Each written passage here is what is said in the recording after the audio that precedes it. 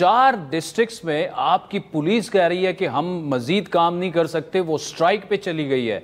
और बाकी law and order की सिचुएशन आपको पता है, जुनूबी अजला से आपका भी ताल्लुक है, वहां पर 4-5 अजला में पुलिस की अमलदारी खत्म हो चुकी है, रात को चेक पोस्टें बन जाती हैं। तो इसका हल क्या होगा? वजीर आजम साहब ने कोई आपको इशारा दिया कि क्या हो सकता है?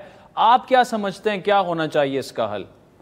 देखिए, शाम की बात नहीं होती, अभी हमारे इलाकों में असर के बाद नो गो एरिया बन जाता है। अच्छा। लेकिन सवाल ये होता है कि अगर डी खान में, अगर टांग रोड पे, अगर सीएम साहब का भी हल्का है, मेरा भी है और आईजी साहब का भी इलाका है, अगर जज अगवा होते हैं, जजों पे फायरिंग होती है तो सीएम साहब के इलाके के साथ ही होती है, उनकी ज़मीनों के साथ ही होती है।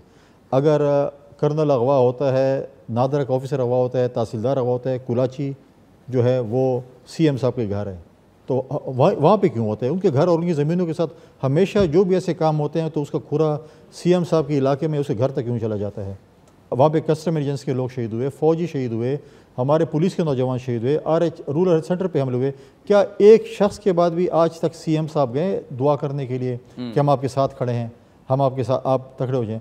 जब आप अपने फोर्स को बैक नहीं करेंगे, उनके जो है, अब आप मुझे बताएं कि प्रेसिडेंट साहब भी चले जाते हैं, वज़ीर आज़म साहब भी जाते हैं, आप देखें हमारे फ़ौजी नौजवान जब शहीद होते हैं उनके घरों में भी जाते हैं, आर्मी चीफ भी जाते हैं, वज़ीर दाखिला भी जाते हैं, सारे जाते हैं। क्या आप आज तक किसी के पास गए कि मैं इस सूबे का चीफ एक्टिव हूँ, मैं आपके साथ खड़ा हूँ? आपने क्या आज तक सूबाई काबीना का कोई इजलास लॉ एंड ऑर्डर में बुलाया? क्या आपने सूबाई असम्बली का इजलास फ़ौज के ख़िलाफ़ करारदादों के लिए तो बुला लिया है, लेकिन क्या आपने लॉ एंड ऑर्डर पे उस कभी करारदाद पास की है कि हम इस सूबे में अमन लाना चाहते हैं? ये जो लोग दहशतगर्द आप अफगानिस्तान से यहाँ पर लेके आए थे, आज उन्होंने हथियार उठा लिए हैं, हम किसका गिरबान पकड़ें? आप लोग ही तो लेके आए थे।